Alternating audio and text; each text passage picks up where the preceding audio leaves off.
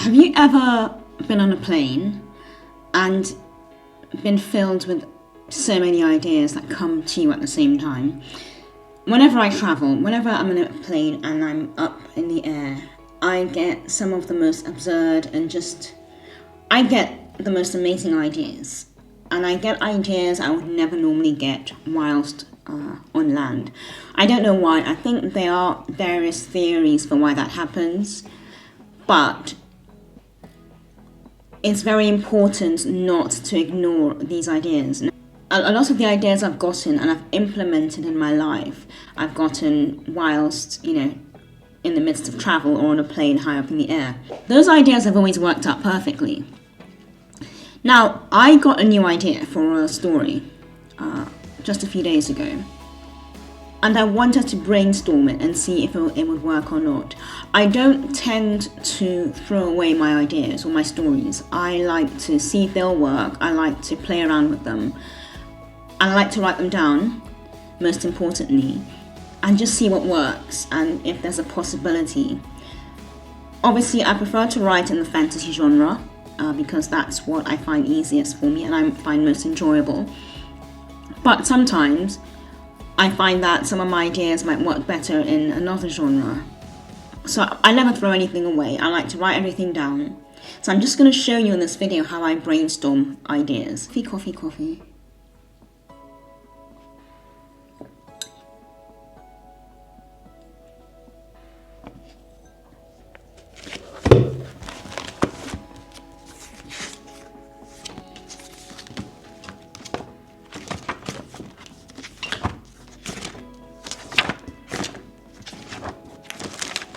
So, I like to write everything down, and what I've written down here is the first description I got of this event, right?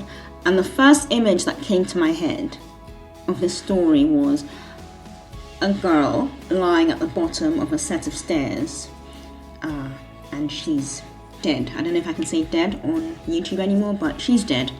She's lying on the bottom of a set of stairs in an all-exclusive boarding school. Dead.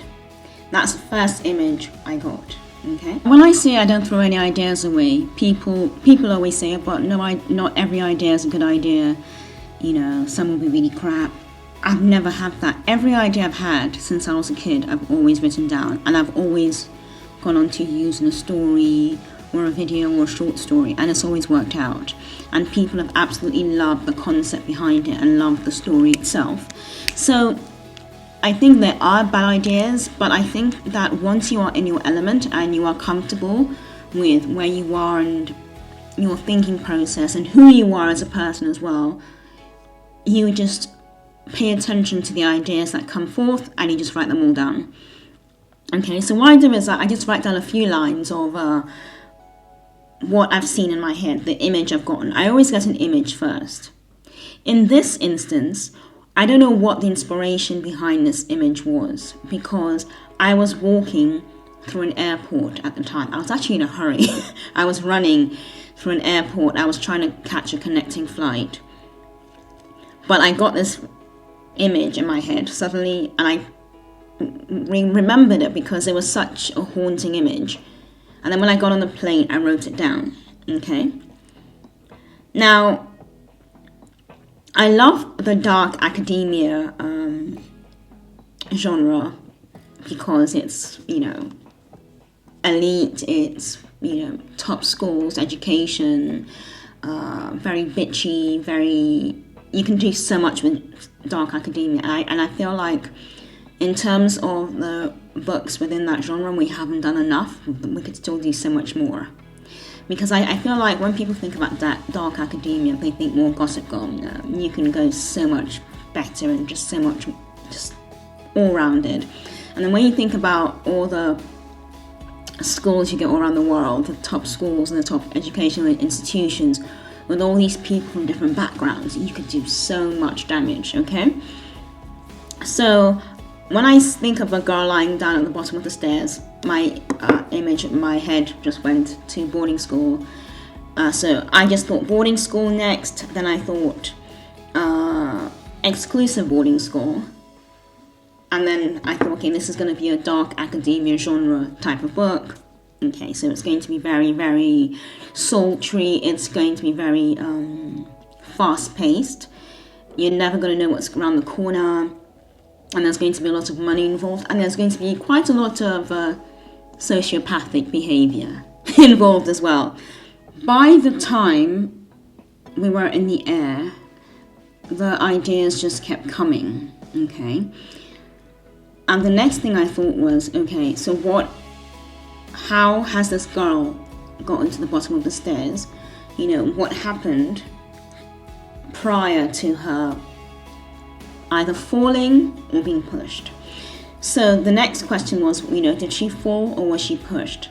And then I thought to myself, rather than telling it from her point of view, the dead girl's, why don't I tell it from her roommate's point of view, or her classmate's point of view, to find out what really happened?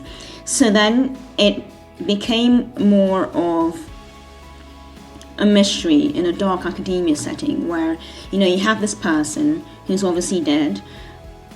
You know, they're young, they're healthy. She shouldn't have had such a weird fall. So it leads everyone to believe that, okay, she did kill herself. So there are all these questions surrounding how she came to be there. And then what you find is, in that sort of setting, because it's a very closed setting, it's a school, you're not, before the police are called in, there's damage control, so they want to control all the aspects of the story. So they have, you know, several hours to sort of concoct a story behind how she got there. And it's being told from her classmates' point of view. And then as it's being told, you sort of realise that her classmates and the people in the school, they all have their own little dark secrets and their own agendas and their own reasons for why they may have pushed the girl down the stairs, or for why they may or may not have been behind the girl's misadventure. So when you're working on your own books and your own series, even though you're working on one singular series, I am working on Heathens, as we all know, and it's going to be quite a long series, you will get ideas for other things. Don't ignore them. However, what I would advise you not to do is to divert all your attention to writing them. Keep on working with what you're working with, which is your story, because readers are waiting for the books and you have to finish a story. But don't ignore any other ideas that come into your head, or any other inspiration you get. And remember, write everything down. Have a journal of some sort. Have a book where all your ideas go into. I have reams and reams and reams of paper and ideas and I store everything away in a very systematic order, so I don't lose anything. I don't lose any paperwork, and all my ideas are still there. So now I have an idea for where the story is going, and I don't know if it's going to be a short story, a novella, or if it's going to be an actual book. I think it would do better as a standalone book. If you wanted to make it into a series, I think it would be a lot more complex, and then it gets a bit ridiculous after a while. I think it would work well as a standalone book. You know, just a nice, good, heavy hitter. However,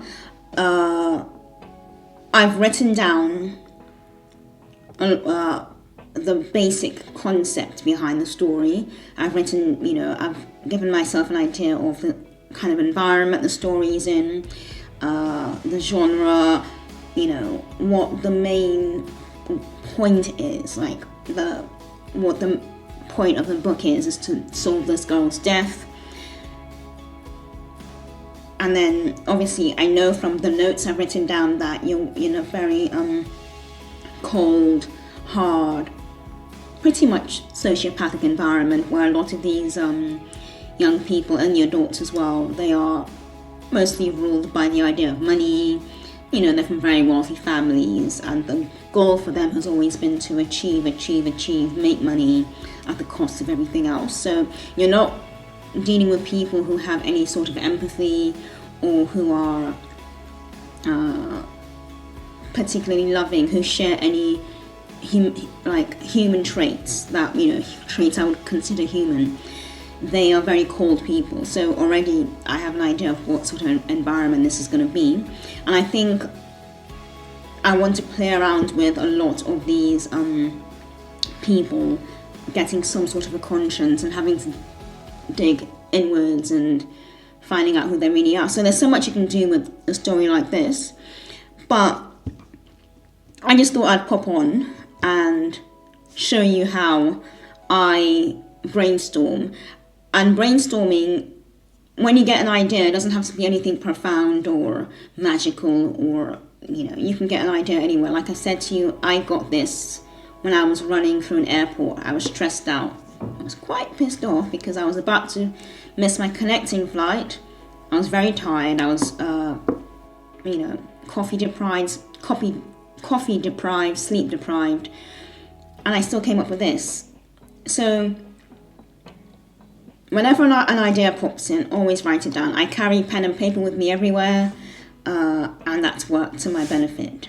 Always write it down. You will not always have your laptop to hand, and I find that files you get on your laptop, little notes, people tend to just delete to clear up space. So it's worth having a dedicated book and writing everything down, because you never know when your idea might become something much, much bigger. Okay, and then I just store everything away. And then when I want to work on a short story or work on a short story for the channel or whatever, I pull them back up. I hope this helps.